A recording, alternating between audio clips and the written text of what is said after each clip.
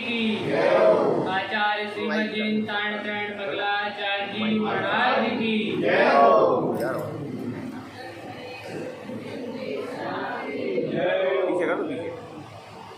परम पूज्य मां जनवाणी आचार्य भगवान श्री जैन परमात्मा की यह पवित्र पावन निर्देशना। गुरु महाराज हम अपने स्वभाव को कैसे प्राप्त करें वह विधि बतला रहे हैं। यहाँ श्राव का 4 दिन में गुरु महाराज ने श्रावक का स्वरूप बतलाया है कि कैसी श्रद्धा, किस पर श्रद्धा, किस प्रकार का विवेक का प्रयोग और कैसी क्रिया। इस पर अभी हमारे कौन सा विषय चल रहा था? सच्चे गुरु कौन होते हैं, सच्चे गुरु की पहचान क्या है, कैसे पहचाने कि कौन सच्चे गुरु है। तो गुरु अर्थात जो हमें अपने गुप्त स्वरूप में ले जाए, जो स्वयं उस गुप्त स्वरूप का अनुभव कर रहे हैं और हमें भी उस गुप्त स्वरूप की ओर ले जाए, उसमें सहायक बने। गाथा नंबर 66 हम देखते हैं। ऊर्ध्व आर्ध मध्यम चा ज्ञान दृष्टि समाचरे शुद्ध तत्व स्थिरीभूतम ज्ञानेन ज्ञानालंकृतम्। ऊर्ध्व आर्ध मध्यम जाता, ऊर्ध्व लोक, आर्ध लोक और मध्य लोक। उसमें क्या हो रहा है? ज्ञान दृष्टि समाचरे। दृष्टि किसमें जा रही है? सिर्फ ज्ञान स्वरूप में ही जा रही है। गुरु महाराज सच्चे गुरु जो उपदेश दे रहे हैं कि सम्यक गुरु उत्पादन दे, भाई उपदेश किसका दे रहे हैं कि तीनों लोकों में ऊर्ध्व लोक, अधोलोक और मध्य लोक यदि दृष्टि आपकी अपने स्वभाव में जा रही है तो ही कार्य है। गुरु महाराज सच्चे गुरु कहीं भी उपदेश देंगे तो शुद्ध सम्यक दृष्टि का ही उपदेश देंगे, सम्यक को प्राप्त करने का ही उपदेश देंगे। क्योंकि वही क्या है? ज्ञान दृष्टि समाचरे शुद्ध तत्व स्थिरीभूतम। तीनों लोक में यदि कोई तत्व स्थिर है, मेरे लिए तीनों लोक में यदि कोई तत्व स्थिर है, स्थिर है अर्थात शाश्वत है। तीनों लोक में मेरे लिए जो तत्व स्थिर है, मेरा जीव तत्व, गुरु उसी का उपदेश दे रहे हैं और स्वयं भी उसी में स्थिर हो रहे हैं, बाहर किसी कार्यों में स्थिर नहीं हो रहे। कहते ऊर्ध्व लोक में जो हमने ऊर्ध्व लोक में परम गुरु हमने कैसे माना है? सिद्ध परमात्मा को, वह भी अपने स्वभाव में स्थिर है। मध्य लोक में हम लोग हैं या सच्चे बीतरागी भावलिंगी बीतरागी साधु हैं, तो सच्चे भावलिंगी बीतरागी साधु भी अपने स्वभाव में ही स्थिर है। और अधोलोक में अर्थात नरक लोक में भी जो शुद्ध सम्यक दृष्टि है वह अपने स्वभाव में ही स्थिर है। जिस प्रकार राजा श्रेणी को भी तिल तिल करने देह के खंड हो रहे हैं, पर सम्यक दृष्टि छायक सम्यक के कारण वह अपने स्वभाव में ही बार बार जा रहे हैं। और यदि कोई अपने स्वभाव से बाहर जा रहा है अर्थात अपने स्वभाव की सूरत जिसे नहीं रह रही, तो वह अभी सच्चा गुरु नहीं है। इसलिए गुरु महाराज ने कहा कहीं भी हो ज्ञान दृष्टि समाचरे, अपनी दृष्टि में अपना स्वभाव ही होना चाहिए, स्वभाव के अलावा दृष्टि और कहीं भी नहीं जानी चाहिए। अब कोई कहे कि भैया 48 मिनट भी अगर दृष्टि चली गई स्वभाव में तो केवल ज्ञान हो गया। पर मुनिराज लोग ऐसे मुनिराज जैसे भैया कितने समय से कर रहे हैं सम्यक चारित्र का पालन कर रहे हैं, जैसे आचार्य कुंद कितने समय से सम्यक चारित्र का पालन कर रहे हैं, तो क्या उनकी दृष्टि अपने स्वभाव से बाहर चली गई? नहीं गई। दृष्टि स्वभाव में ही है, उनकी दृष्टि में उनका शुद्ध चैतन्य स्वभाव झलक रहा है। उनकी जो बाहर क्रियाएं हो रही हैं वह तो स्वतः ही चल रही है, पर उनके स्वभाव में अर्थात उनकी दृष्टि में उनका ज्ञानाकार स्वभाव ही है, ज्ञान दर्शन चेतना ही है। सारी क्रियाएं चल रही हैं, सारी क्रियाएं यथावत चल रही हैं, सिर्फ ज्ञान दर्शन ही चल रहा है, अन्य क्रियाओं को वह सिर्फ जान रहे। हमारी दृष्टि में भी हमारे स्वभाव को अभी हम क्या कर रहे हैं? जान रहे हैं कि नहीं जान रहे हैं? हमारा स्वभाव जान रहा है, क्योंकि जानना किसका कार्य है? जानना कार्य ज्ञान का है, मेरे स्वभाव का ही गुण है और वह सिर्फ जान सकता है, क्रिया कर सकता नहीं है। तो उसका जानना, दर्शन और ज्ञान की उसमें शक्ति है वह कब है? प्रतीक्षा है। अभी हम यहाँ बैठे हैं तब भी वह शक्ति कार्य कर रही है अर्थात वह जान रही है। हम बाहर की कोई क्रिया कर रहे हैं तब भी वह शक्ति कार्य कर रही है कि नहीं कर रही है? कर रही है। हम कोई भी क्रिया करें वह शक्ति अपने जानने का कार्य नहीं छोड़ रही, पर हम उस जानने के कार्य में अपना कर्तापना जोड़ रहे हैं। ध्यान रखना भगवान, उस जानने के कार्य में हम अपना कर्तापना जोड़ रहे हैं और उस जानने को नहीं जान पा रहे, इसी कारण भटक रहे हैं।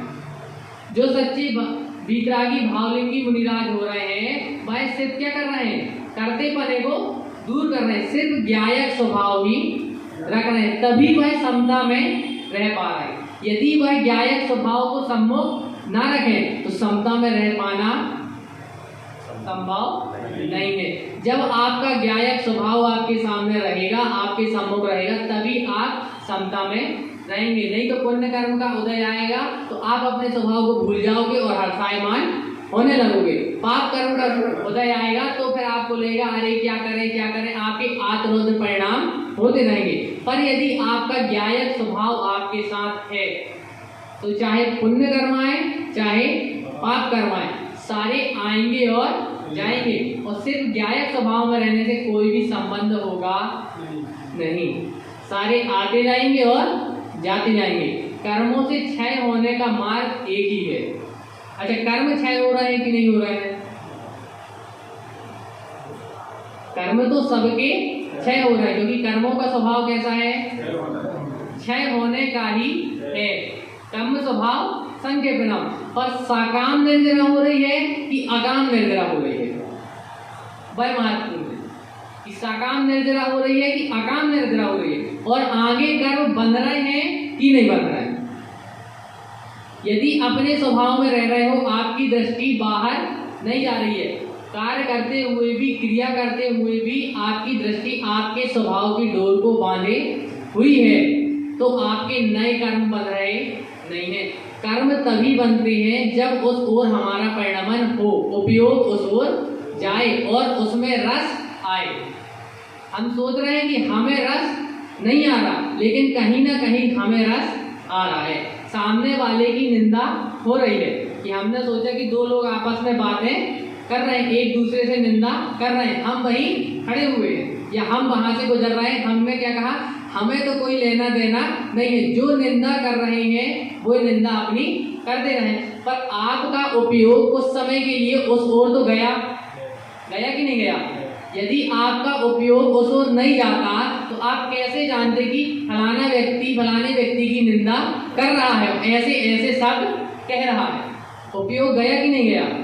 अर्थात आपके उपयोग ने आपके स्वभाव को कुछ समय के लिए छोड़ा ना, तब तो आपका उपयोग दूसरी ओर गया और आपने वहां से थोड़ा ना थोड़ा रस लिया, और जब आप वहां से रस लोगे तो कर्मों का बंधन अवश्य ही होगा, भले थोड़ा ही क्यों ना हो। इसीलिए गुरु महाराज ने कहा है कि जहाँ पाप की चर्चा हो, कुमार्गों की चर्चा हो, विकथाओं की चर्चा हो, कुदेव कुगुरु कुधर्म की चर्चा हो, उस स्थान में जाना भी क्या है? वर्जित है, क्योंकि कहीं ना कहीं आप थोड़ी ना थोड़ी उसकी अनुमोदना कर ही लेंगे।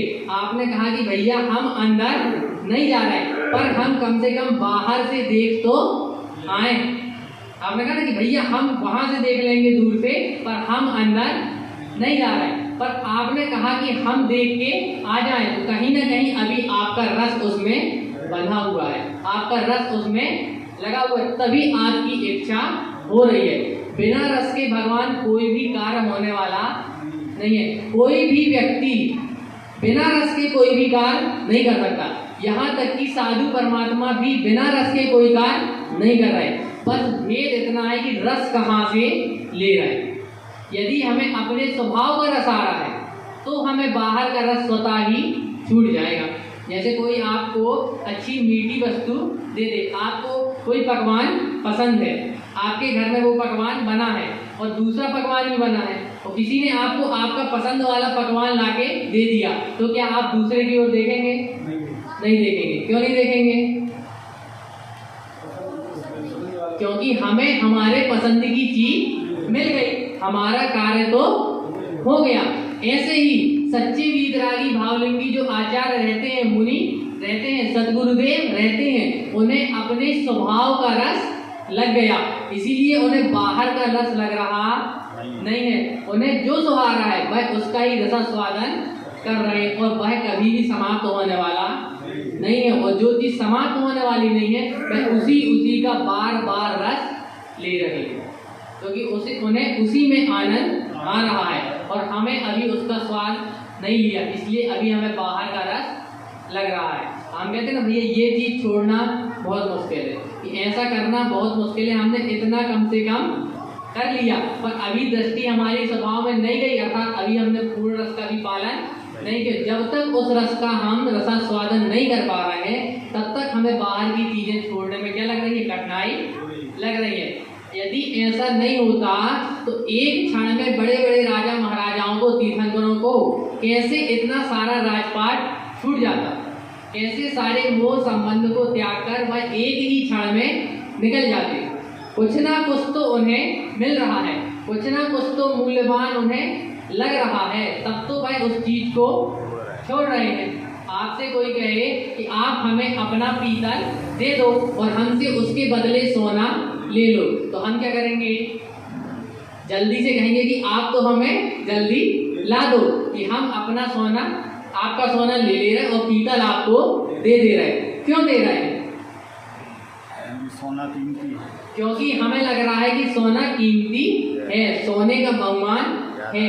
इसी प्रकार हम अपने शुद्ध तत्व में आचरण करने के लिए इतने आतुर नहीं है। क्यों नहीं है? क्योंकि अभी पूर्ण रूप से बहुमान जागा नहीं है। सबसे प्रथम बहुमान करने का है भगवान। यदि आपको अपने स्वभाव का बहुमान जाएगा तो उस और रुचि अवश्य ही जाएगी और क्रिया होगी, और रुचि होगी, क्रिया होगी, तो तत्व का दर्शन होना निश्चित ही है। बिना वेद विज्ञान के, बिना उस ओर क्रिया करे तत्व का दर्शन होने वाला नहीं है। तत्व के दर्शन में ना आपके कर्म आड़े आ सकते, कर्म भी आड़े नहीं आ सकते कि आप सोचो कि भैया इतने बंधन बने हुए हैं, इतने कर्म लगे हुए हैं, तो हम अपने तत्व का दर्शन नहीं कर पा रहे। नहीं, सारे कर्म हैं कर्माण वर्गणाओं द्वारा है, और कर्माण वर्गणा और हमारा निश्चेतन तत्व दोनों कैसे हैं? अलग अलग है। कर्माण वर्गणा कर्म कैसे हैं? पुद्गल है, और हमारा स्वभाव कैसा है? चेतन स्वरूप है। क्या चेतन में कभी पुद्गल के गुण आ सकते हैं? क्या नहीं आ सकते। हम कहने में तो बड़े अच्छे जल्दी कह दे रहे हैं कि भैया चेतन में पुद्गल के गुण नहीं आ सकते, तो चेतन कभी पुद्गल का कार्य नहीं कर सकता, यहाँ तक कि दूसरे चेतन तत्व का कार्य भी नहीं कर सकता। लेकिन जब हमें अपने तत्व स्वरूप में अनुभूति करने की बात आती है, उपयोग करने की बात आती है, तो हम कुछ ही क्षण में बाहर हो जाते हैं, अर्थात हमारा मन दूसरे तत्वों की ओर जाने लगता है। क्योंकि अभी हमने यह क्या किया है, यह सिर्फ अभी हमने सुना है, पढ़ा है, पर इसे दृढ़ निश्चय में बांधा नहीं है। बात दृढ़ निश्चय में बांधने की हो रही है, और यही दृढ़ता जा रही है, यही दृढ़ता जाके छायक सम्यक कहलाती है। उपसम सम्यक अर्थात एक बार आत्मा की अनुभूति हो गई, उपसम मतलब उससे थोड़ी और आ रही जा रही, छायक मतलब पूर्ण रूप से दृढ़ता हो गई, तो वह छायक सम्यक है। आप एक पल बाद भी यदि आपकी दृढ़ता पूर्ण रूप से हो जाए तो आपको छायक सम्यक की प्राप्ति हो जाएगी, उसमें कोई भी कर्म आड़े आने वाला नहीं है। अच्छा, राजा श्रेणिक थे, ठीक है नहीं, हमने राजा श्रेणिक के बारे में सुना, उनका कितना पाप कर्म का उदय था, हाँ कि नहीं था, कि उन्होंने मुनिराज के गले में सर डाल दिया। अपन के तो ऐसे कर्म कोई है नहीं है, नहीं है ना, नहीं है। उनका क्या है, सच्चे देवशास्त्र के गुरु के प्रति उनकी आस्था भी नहीं थी, बिल्कुल भी नहीं थी, बिल्कुल विपरीत थे। अपन इतने विपरीत तो नहीं है, अपनी कम से कम सच्चे देवशास्त्र गुरु के प्रति व्यवहार से तो आस्था है, व्यवहार सम्यक का तो अपन पालन कर सकते हैं, उनसे भी सही है। उन जब राजा की मुद्रा में है उनसे तो अपन सही है, जिस प्रकार वह मिथ्या दृष्टि थे, उसके बाद भी जिन वचन सुनने से उनकी दृष्टि अंदर में गई और सोचो उन्हें छायक सम्यक की प्राप्ति हो गई, तो जब उन्हें छायक सम्यक की प्राप्ति हो सकती है तो क्या हमें नहीं हो सकती? हो सकती है, पर उसके लिए करना क्या पड़ेगा? अपने मान को दूर करना पड़ेगा, बाहर की मान्यताओं को दूर करना पड़ेगा, जो दूर है उसे दूर करना पड़ेगा। मुख्यता हमें क्रियाओं में नहीं लानी पड़ेगी। हम क्या कर रहे हैं, क्रियाओं में मुख्यता लाने की सोच रहे हैं, भूल सिर्फ यही कर रहे हैं। हमारा कार्य है सिर्फ जानना, जो हम कर सकते हैं। क्या कर सकते हैं, सिर्फ जानना, वो भी अपने स्वभाव को, और हम कोशिश कर रहे हैं क्रिया द्वारा करने की। भटकना यही पास हो रहा है कि हम सोच रहे हैं कि क्रिया द्वारा हम उस तत्व को पालें, तो यह ऐसी क्रिया करें, इतने समय ध्यान में बैठ के हम उस तत्व को पालें, पर वह क्रिया द्वारा पकड़ में आने वाला नहीं है, क्योंकि क्रियाएं जो जा रही हैं वह सारी पुद्गल रूप जा रही हैं। सिर्फ सच्ची क्रिया वही है जब उपयोग स्वभाव में जाए, और वह जाएगा सिर्फ जाननकार स्वभाव से ही, अर्थात जानते जानते हुए भी हर चीज को, जो भी हमारी कर्म परिणति आ रही है उसे सिर्फ जानना है। जानते रह रहे हैं तो हम अपना सही कार्य कर रहे हैं, और जानने से भटक रहे हैं तो सही कार्य करने वाले नहीं है। यही सद्गुरु की पहचान है कि शुद्ध तत्व स्थिरीभूतम, अर्थात जो शुद्ध तत्वों में स्थिर हैं, चाहे वह अपने स्वभाव में डूब रहे हैं तो भी शुद्ध तत्वों में स्थिर हैं, अपने स्वभाव से कदाचित बाहर भी आ रहे हैं, जैसे कुछ समय के लिए स्वभाव से बाहर आ रहे हैं तो भी अपने शुद्ध तत्व को भूले नहीं है। शुद्ध ज्ञान में उनका वह शुद्ध तत्व अभी भी है, बार बार उनकी दृष्टि उस ओर भी जा रही है, तभी तो उनके कर्मों का क्षय हो रहा है। ऐसा तो है नहीं कि सद्गुरु के पास कोई अलग से मशीन रखी है तो वो कह रहा भैया जीवन के जितने कर्म आ रहे हैं एक बार में हमने सारे क्षय कर लिए, ऐसा तो कुछ है नहीं। क्या हो रहा है, बार बार दृष्टि स्वभाव में जा रही है तो कर्म स्वतः ही क्षय हो रहा है। यदि हम यह भी परिणाम मान रहे हैं, यदि सद्गुरु ये भी परिणाम माने कि हमें कर्मों को क्षय करना है या हमें अरिहंत अवस्था उत्पन्न करनी है, तो भी कहीं ना कहीं विकल्प है, और जहाँ विकल्प है वहाँ निर्विकल्प सत्ता उत्पन्न हो सकती नहीं है। एक सन्निकट सम्यक दृष्टि, अर्थात अभी मिथ्या दृष्टि है, अगले क्षण सम्यक दृष्टि होने वाला है, तो भी सम्यक प्राप्त करने के लिए भी उसे उस क्षण के लिए सारे विकल्पों से दूर होना पड़ेगा। जिस क्षण वह सारे विकल्पों से दूर होगा उसी क्षण उसे सम्यक की प्राप्ति होगी। तो ध्यान रखना, धीरे धीरे हमें कोशिश करते जाना है, ज्ञानाकार स्वभाव को ही जानना है। अपन कहते थे ना, मैं ज्ञानानंद सर्वव्यापी हूँ, है, मैं किसी का कर्ता धर्ता नहीं हूँ, पर जैसे ही अपने तक बात आती है अपन तुरंत उसके कर्ता बन जाते हैं। किसी ने हर्ष वाली बात की तो अपन कितने जल्दी कहते हैं कि यह सब मैंने किया है, यह सब मैंने करा है, यह सब मैं ही कर रहा हूँ, यदि मैं नहीं करता तो मैं यह कुछ भी होता नहीं। और यही कर्तापना हमें संसार परिभ्रमण में ले जा रहा है। बस इतनी सी बात है। जैन धर्म को यदि हमें समझना है, उसका सार जानना है, तो जैसे तत्व को अरिहंत प्रभु ने कहा है सिर्फ वैसा का वैसा ही स्वीकार करना है। श्रावक की क्रिया अपने आप ही पल जाएगी। महाराज कह रहे हैं ज्ञानेन ज्ञान लंकृतम, अर्थात जो आचार्य भगवंत हैं, जो सच्चे वीतरागी भावलिंगी साधु परमात्मा है, उनका ज्ञान किससे अलंकृत है? ज्ञान से ही, अर्थात उनके ज्ञान स्वभाव से ही ज्ञान अलंकृत है। अच्छा, जैसे कोई रहता है तो अलंकृत अर्थात शोभायमान होना। जैसे महिलाओं को पता होगा कि जैसे कोई नई जगह जाते हैं, उनको कहीं किसी कारण में किसी उत्सव में जाना है तो क्या कहते हैं, भैया जो सबसे अच्छा गहना हो वह हम निकाल के पहन लें, कहती कि नहीं कहती? तो ये हमारे पास सबसे मूल्यवान सबसे अच्छा गहना है, हम इसी को पहन लें। क्यों पहन लें?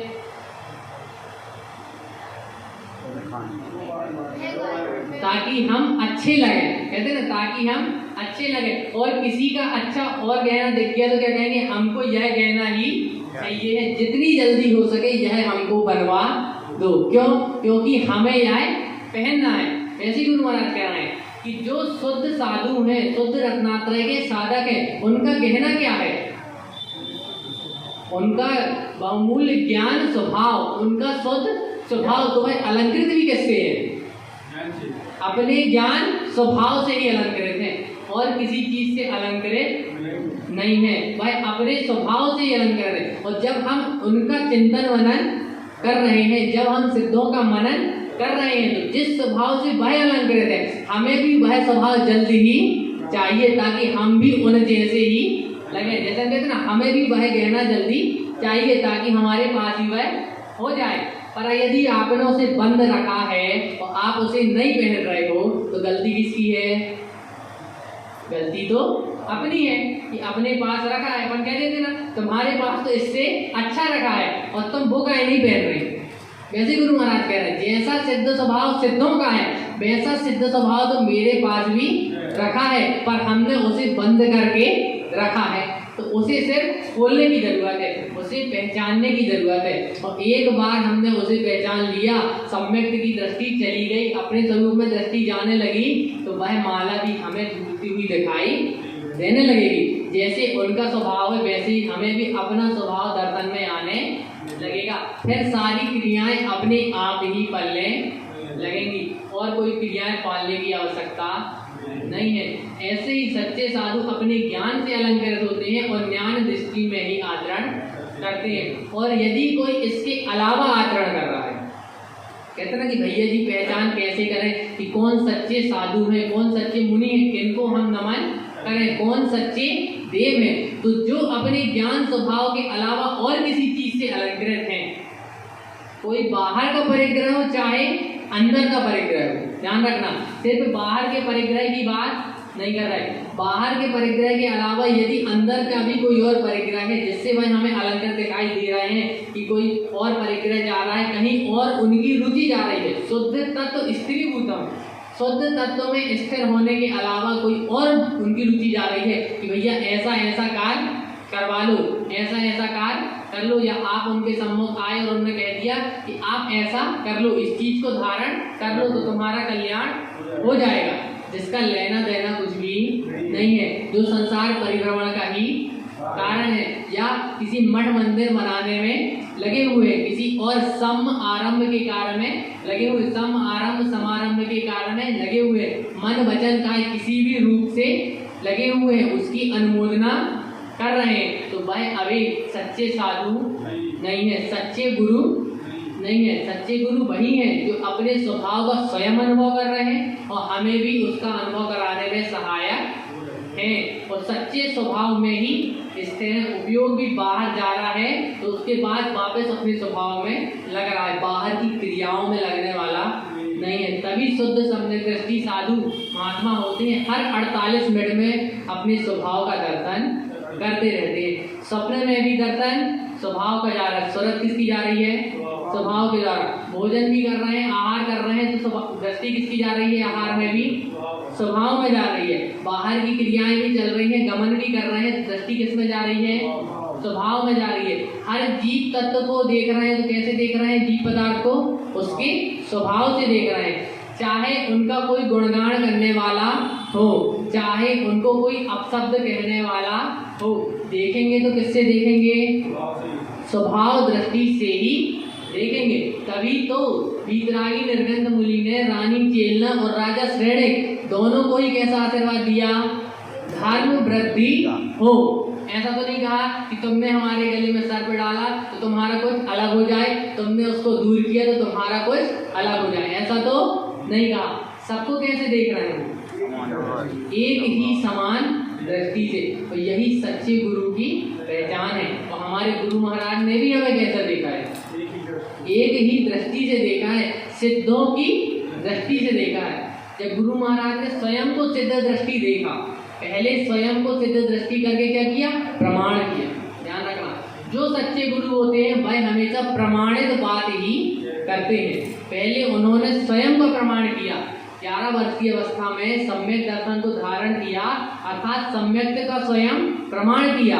फिर उस प्रमाण को हमारे सम्मुख कहा। जब उन्होंने स्वयं को प्रमाणित कर लिया कि हाँ मैं ही शुद्ध तत्व हूँ, स्वयं शुद्धात्म तत्व मेरा है, वैसा ही शुद्धात्म तत्व जिनेंद्र का है, वैसा ही सिद्धों का स्वरूप है, तब जाके उन्होंने हमें भी कहा कि तुम भी कैसे हो? सिद्ध स्वरूपी हो। जब अनुभव किया तब कहा। ऐसे ही कौन होते हैं? सच्चे गुरु होते हैं। आगे क्या कह रहे गुरु महाराज? शुद्ध धर्मं च सद्भावं शुद्ध तत्व प्रकाशिकं शुद्धात्मा चेतना रूपम रत्नत्रयम लंकृतम। शुद्ध धर्मम च सद्भावम, अर्थात शुद्ध धर्म का सद्भाव। सद्भाव किसका होता है? सद्भाव उसका होता है जिसका कभी भी अभाव होने वाला नहीं है, उसका कहते हैं सद्भाव। और जो जिसका कभी अभाव ना हो वही क्या है? सच्चा धर्म है। तो मेरे लिए कौन सी चीज है जिसका कभी भी अभाव होने वाला नहीं है? मेरा स्वयं का स्वभाव ही है जिसका कभी भी अभाव होने वाला नहीं है। इसीलिए निश्चय से सच्चा धर्म कौन है? मैं स्वयं हूँ। मैं स्वयं अर्थात मेरा शुद्ध स्वभाव ही मेरे लिए सच्चा धर्म है। तो उसी में क्या रहते हैं? ज्ञानी जन अर्थात सच्चे गुरु महात्मा उसी स्वभाव का आश्रय लेते हैं, उसी स्वभाव में ही रहते हैं। उससे क्या होता है?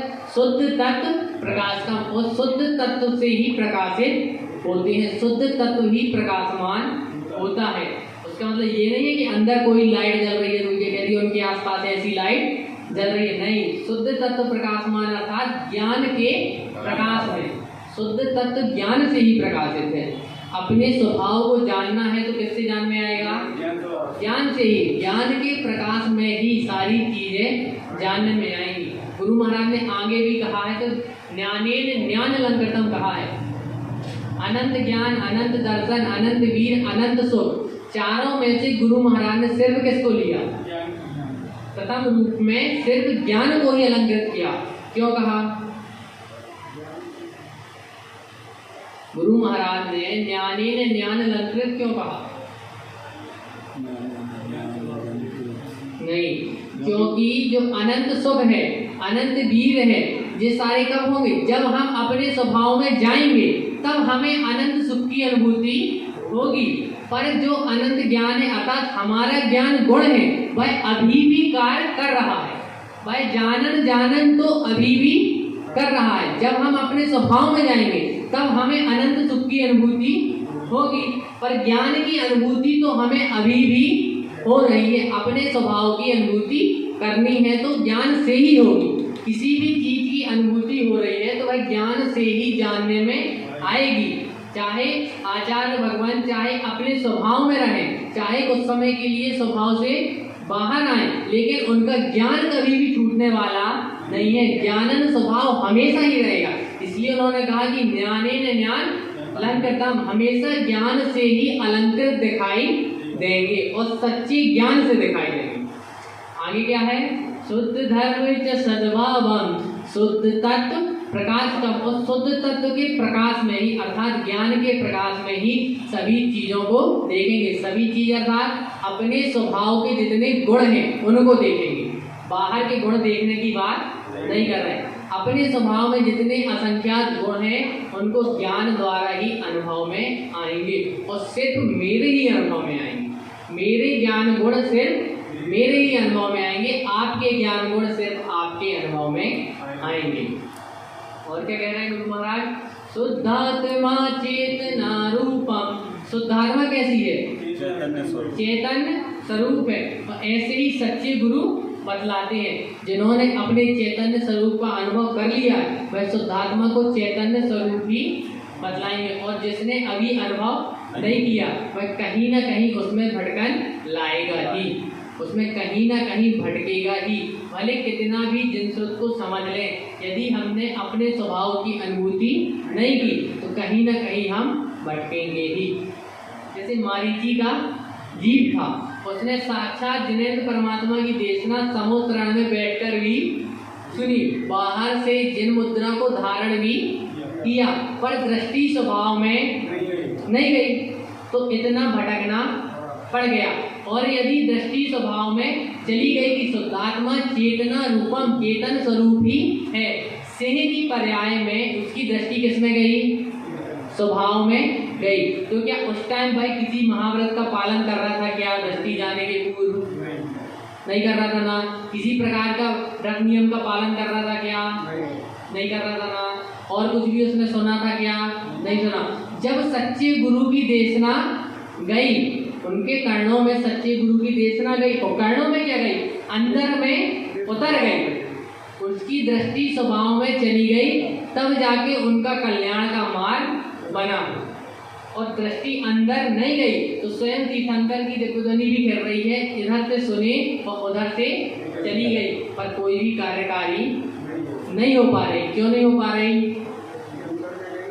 दृष्टि अंदर में नहीं जा पाई भगवान, बहुमान नहीं जान पाया।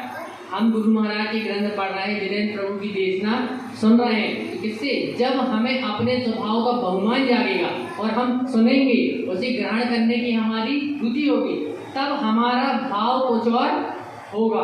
और यदि हम सिर्फ ये सुनने को आ रहे हैं कि अब समय हो गया है भैया, कम से कम हम चले जाएं, कुछ तो सुन आए, तो अभी सच्ची रुचि हुई नहीं है। और जब तक सच्ची रुचि नहीं होगी, अच्छी रुचि और सच्ची रुचि, हम चैत्यालय जी आ रहे हैं जिनदेशना सुनने के लिए, यह क्या है?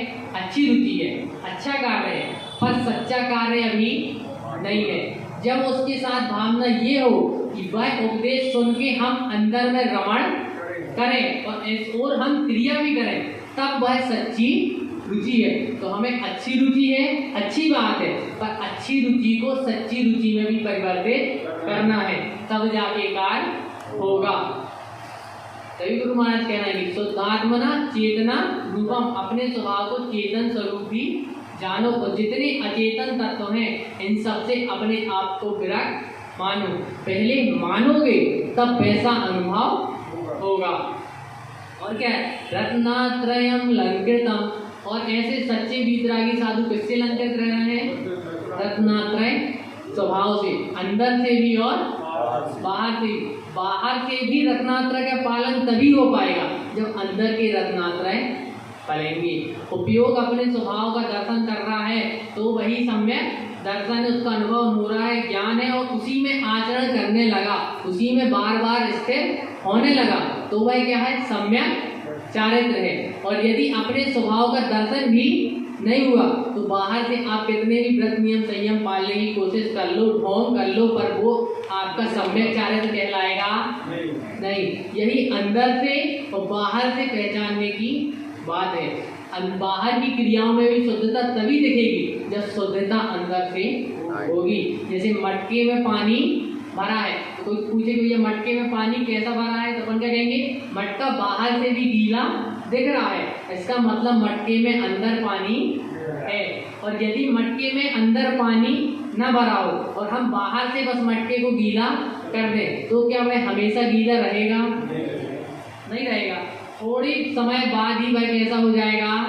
सूख जाएगा। और यदि मटके में पानी भरा हुआ है तो वह जब तक उसमें पानी भरा हुआ है तब तक वह सूखने वाला नहीं है। बाहर उसमें गीलापन दिखाई ही देगा, बाहर आचरण दिखाई ही देगा। ऐसे ही है, जब अपने स्वभाव में दृष्टि जा रही है, उसी का अनुभवन हो रहा है, तो बाहर उसके गुण दिखाई देंगे ही देंगे। और सिर्फ बाहर गुण अपन ने देख लिए कि भैया बाहर का सिर्फ कुछ समय के लिए है, तो कुछ समय पश्चात उनमें शिथिलता आ ही जाएगी। इसलिए कहते हैं कि जब भी अपने स्वभाव का दर्शन हो, उसके बाद ही वैराग्य पथ की ओर बढ़े।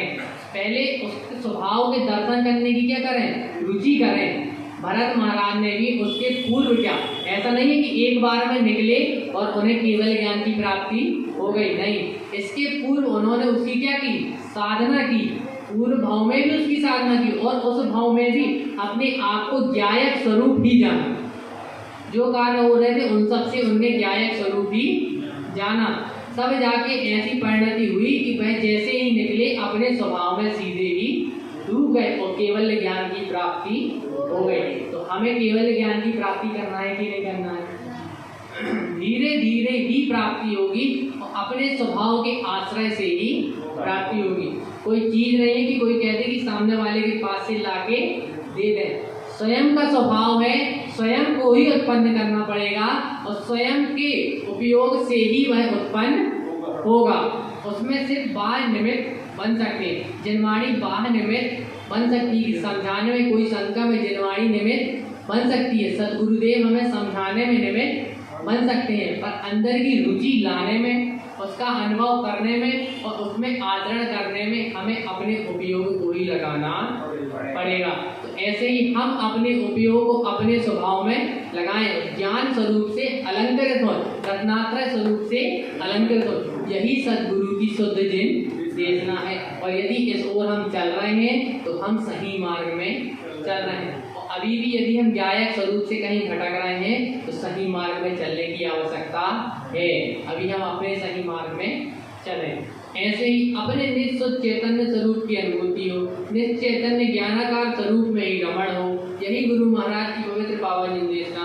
बोलिए आचार्य भगवान श्रीमद जिनतारण चरण मंडलाचार्य जी महाराज जी की, शुद्धात्म देव की, ममलय ममल सुभा